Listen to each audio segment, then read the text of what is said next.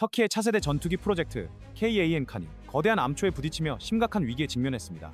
최근 해외 주요 매체들의 연이은 보도는 터키에게 치명적인 타격을 예고하고 있습니다. 방위산업 전문지 브레이킹 디펜스는 미국 의회가 터키의 KAN 전투기에 장착될 F-119 엔진 수출 라이선스를 승인하지 않으면서 KAN 프로젝트 전체 일정이 뒤틀렸다고 전했습니다. 원래 터키는 시제기와 초기 양산형 블록10까지 F-119 엔진을 그대로 사용하여 빠른 실전 배치를 목표로 했습니다. 그러나 미국의 제동으로 인해 최소 5년 이상의 지연이 불가피해졌으며 이는 단순한 일정 차질을 넘어 터키 공군력에 심각한 공백을 초래할 것입니다. 또한 항공 전문 매체 에비에이션 위크 역시 터키의 차세대 전투기가 사실상 2032년 이전에는 양산에 돌입하기 어려울 것이라고 분석했습니다. 이 상황이 왜 그토록 치명적인지 이해하려면 터키가 처한 지정학적 현실을 면밀히 살펴봐야 합니다.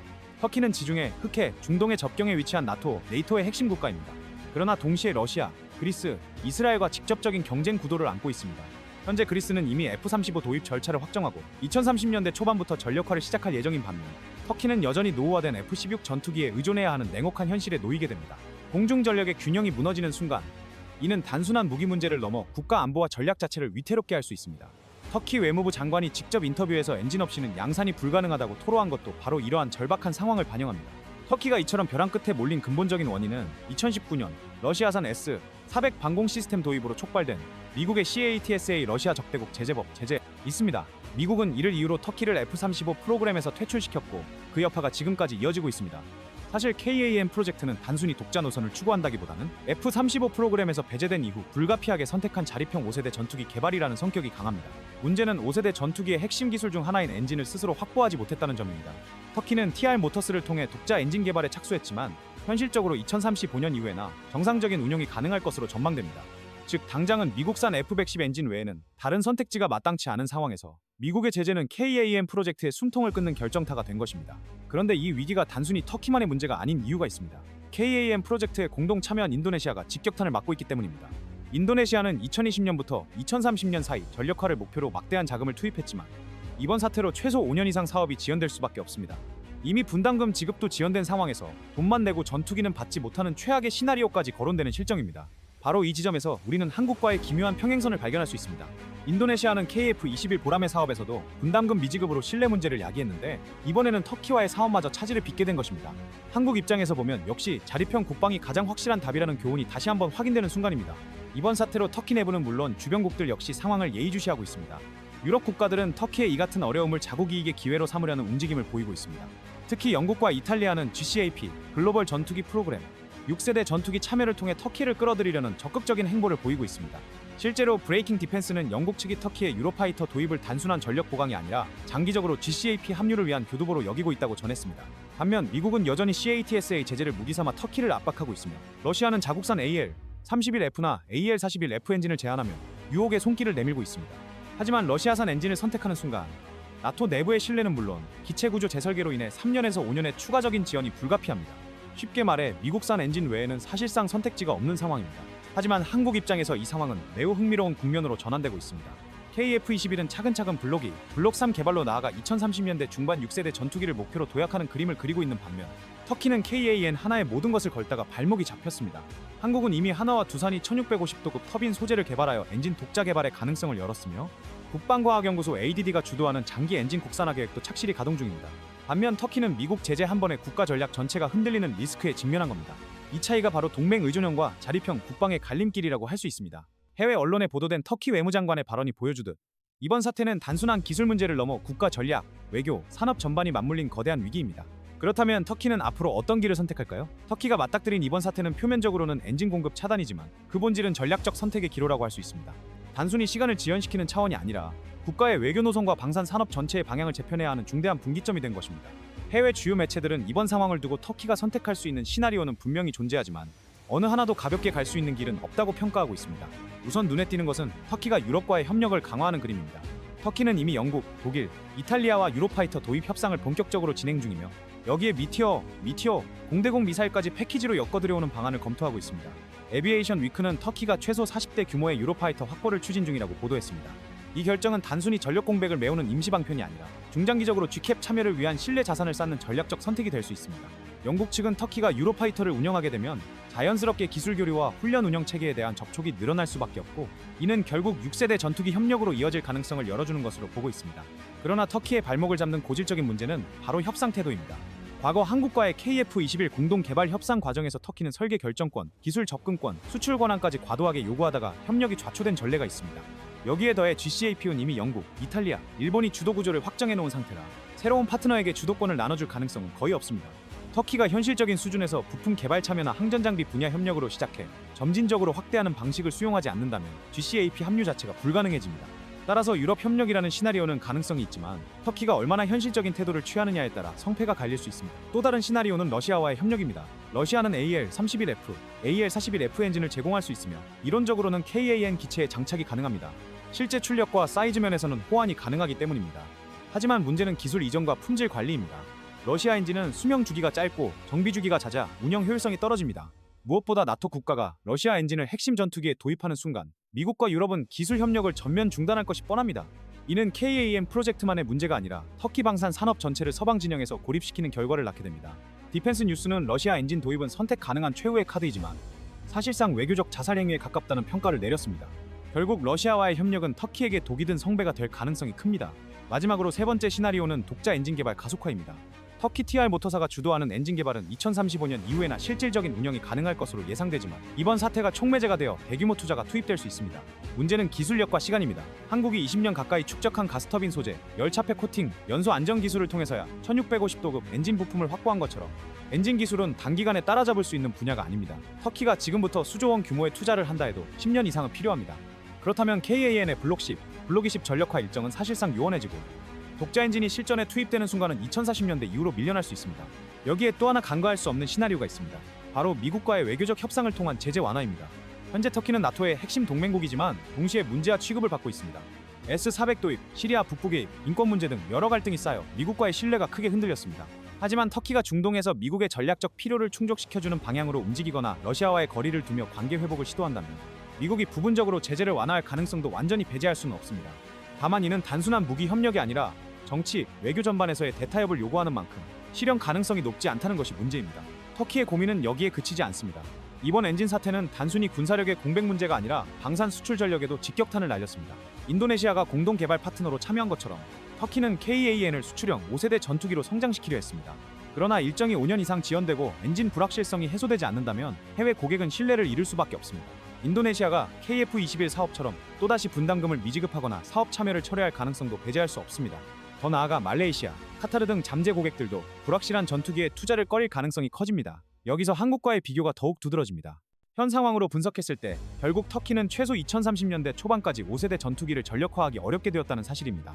그 사이 그리스, 이스라엘, 이집트가 F-35 최신 전투기를 확보하게 되면 터키의 공군력은 영내에서 사실상 뒤처질 수밖에 없습니다.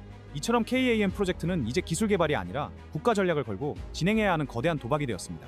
그리고 이 모든 시나리오는 주변국의 판도를 흔들 뿐만 아니라 한국에게도 소중한 교훈을 남기고 있습니다. 바로 방산 자립과 일정 관리가 곧 국가 안보의 핵심이라는 교훈입니다. 한국은 KF-21 보라매 개발 사업에서 예상치 못한 큰 타격을 받았습니다. 경제적으로는 인도네시아의 분담금 미납으로 1조 원 이상의 막대한 재정적 부담을 홀로 감당해야 하는 처지에 놓였습니다.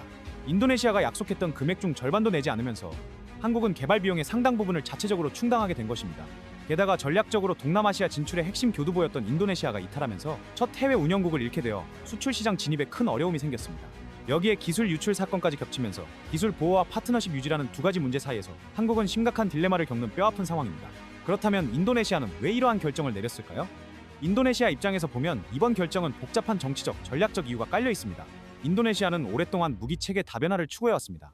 미국, 중국, 러시아, 프랑스 등 다양한 나라와 손을 잡으면서 특정 국가에 대한 의존도를 낮추려 했죠. 여기에 종교적, 문화적으로 친밀한 터키와 협력한다는 것은 인도네시아 정부 입장에서 매우 매력적인 선택이었습니다. 특히 터키가 전투기 생산 시설과 기술 이전을 적극적으로 약속한 것이 결정적이었습니다. 한국이 기술 보호를 엄격히 하여 원하는 수준의 기술 이전이 어려웠던 반면 터키는 훨씬 더 좋은 조건을 제시했던 것입니다. 이제 이번 사건의 핵심 행위자라고 할 수 있는 터키 입장에서는 이번 계약이 어떤 의미였을까요? 터키는 이번 계약을 통해 이슬람권 국가들 사이에서 외교적 리더십을 더욱 공고히 하려고 합니다. KAN 전투기 수출은 단순히 군사적 이득만을 넘어 이슬람권 국가 간 협력의 상징으로 삼으려는 의도가 큽니다. 또한 터키는 미국에 의존하던 방산 기술을 자립시키기 위해 독자적인 전투기 개발에 집중했고 인도네시아와의 계약을 통해 글로벌 방산 시장에서 존재감을 더욱 키우고 있습니다. 결국 이 사건은 한국, 인도네시아, 터키 세 나라의 정치적 이해관계가 충돌하면서 벌어진 일입니다. 한국은 기술 보호와 파트너십 유지라는 딜레마에 빠졌고 인도네시아는 재정적 부담과 기술 이전 문제, 그리고 정치적 친밀도를 고려해 터키를 택한 것입니다. 터키는 이슬람권 리더십과 방산 자립도를 높이는 계기를 마련했습니다. 그렇다면 이처럼 한국의 뒤통수를 친 인도네시아에 대한 역공은 어떻게 가능할까요? 첫째, 기술 장벽을 한층 더 높이는 방법이 있습니다. 앞으로 KF-21 계열에 들어갈 핵심 항전 소프트웨어를 철저히 블랙박스화하고 외국 구매자에게는 API 응용 프로그래밍 인터페이스만을 제공하여 완전한 기능을 사용할 수 있도록 만들되 개발국만이 근본 알고리즘을 소유하게 만드는 것입니다.